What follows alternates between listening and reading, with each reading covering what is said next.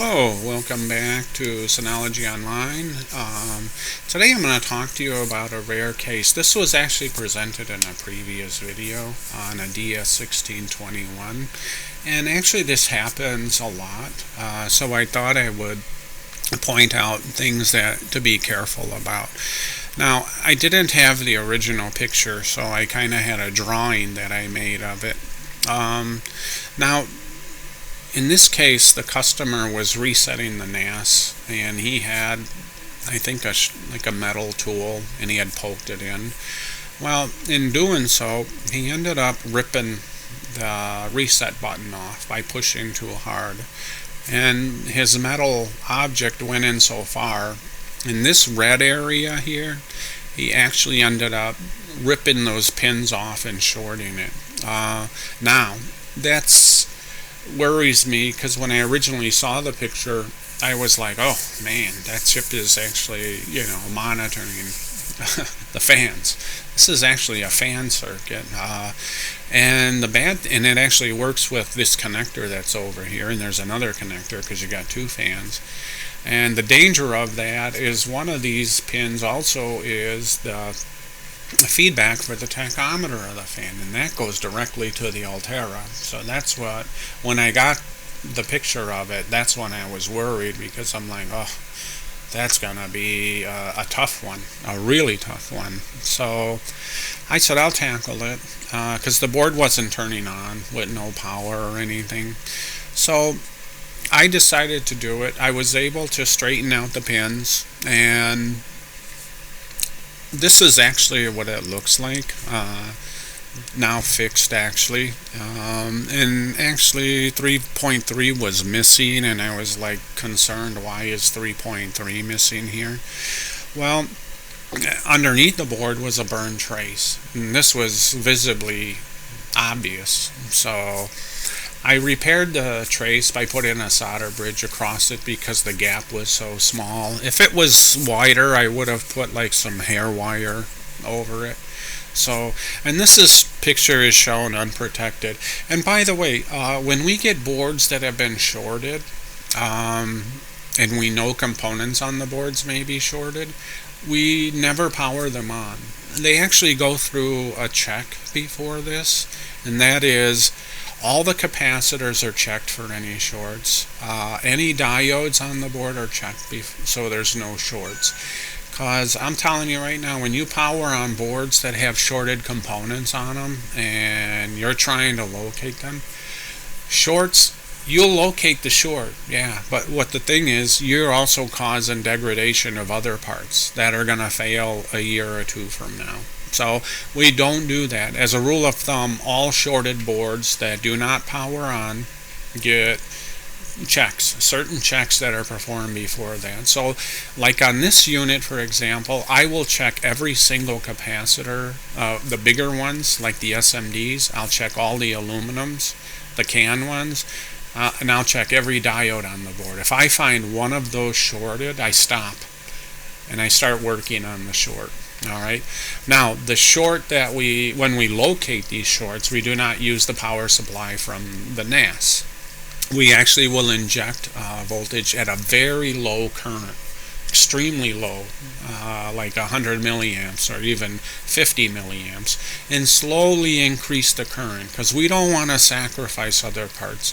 So let's say if I fixed a board that had a shorted capacitor on it, yeah, it's working. I gave it back to the customer, it's working.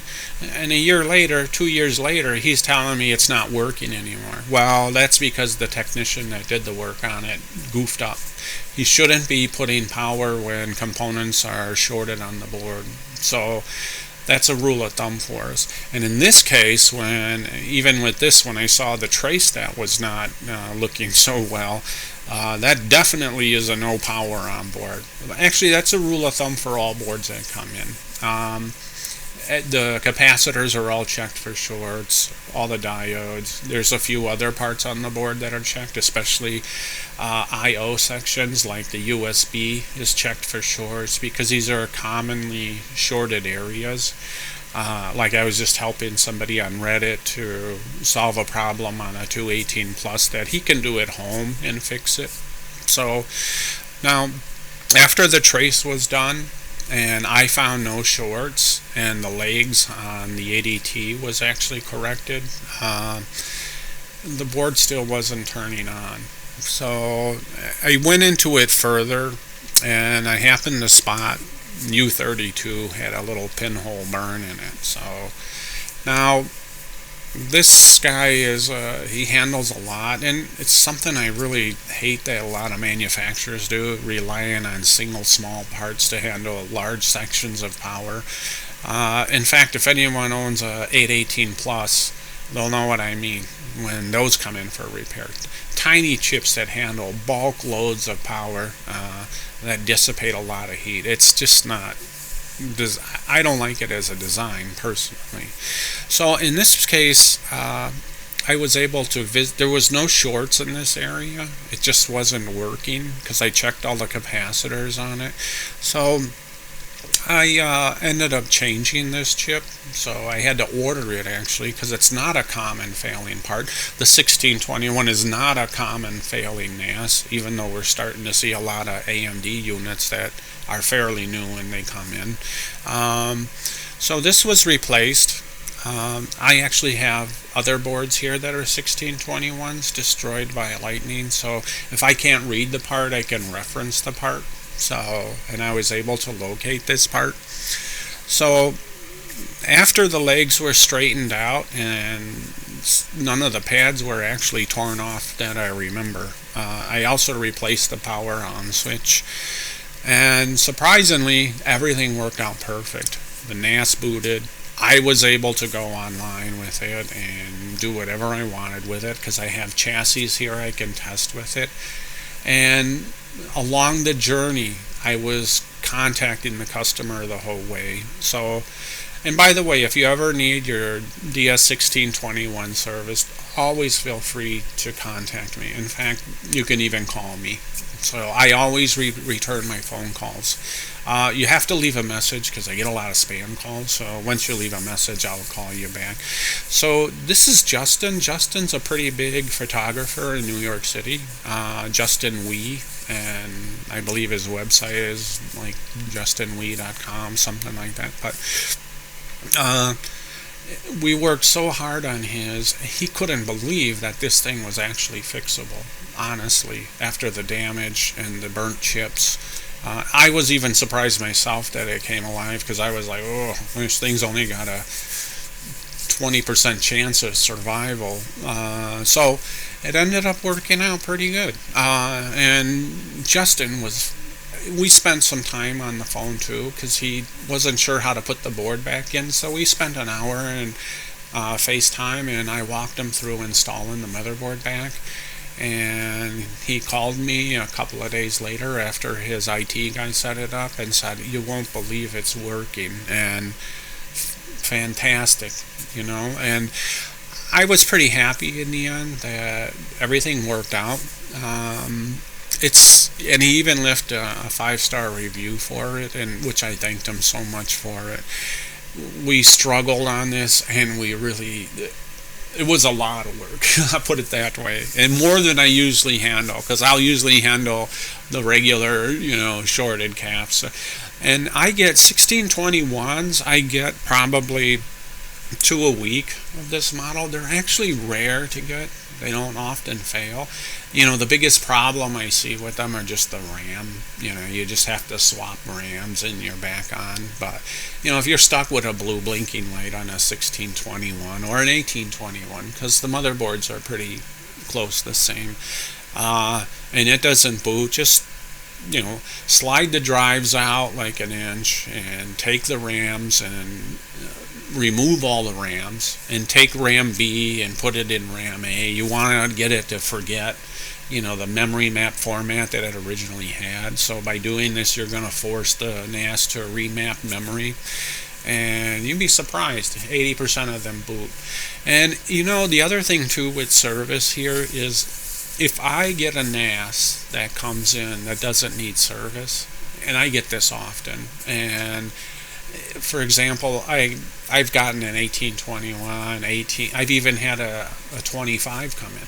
So these are only a year old. In fact, I just had one yesterday. It's only a year old. All you have to do, and it just left warranty. And when it came in, I was thinking, what could be wrong with this thing? And ended up just having to change the RAMs. So, and I only charged the customer $25. I'm not going to sit there and say, oh, it's $250. I had to change this part and that part. That's not how we work here. In fact, honesty is one of the biggest things in customer service I work towards.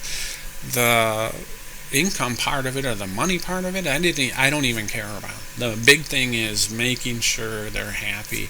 And if they're not happy with it at all, you get your money back. I'm not going to worry about that. I've never had to do that, but my customers know me for going way far above. In fact, so many tell me companies don't exist like this anymore, you know.